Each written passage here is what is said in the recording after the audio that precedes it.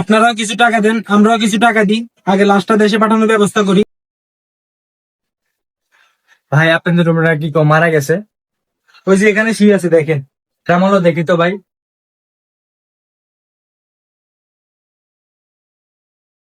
আরে এটা তো আমার বন্ধু। আপনারাও কিছু টাকা দেন, আমরাও কিছু টাকা দিই, আগে লাশটা দেশে পাঠানোর ব্যবস্থা করি। আমাদের বর্তমানে তৈরি নাই, সে যে ঋণ খুলে গেছে, ঋণ গুলো এখনো কিস্তি মিস্তি আছে, অনেক দায়ী দিন রয়ে গেছে, এখনো আমরা দেওয়াতে পারি নাই, ওর ঋণ পরিশোধ করতে পারি নাই, এখন অনেক সমস্যার ভিতরে আছে। তখন এই জন্য আমরা নেব না, আপনারা যেভাবে যা পারি ওখানে দাফন করাই দেন।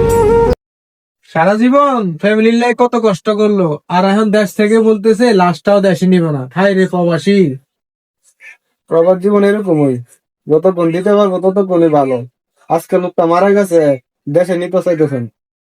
আচ্ছা ভাই, আর কি করার, প্রবাস জীবন এরকমই, স্বার্থের জন্য সবাই ভালোবাসে। আচ্ছা আর কি করার, লাস্ট থেকে আমরা নিচে শুয়ে দেই।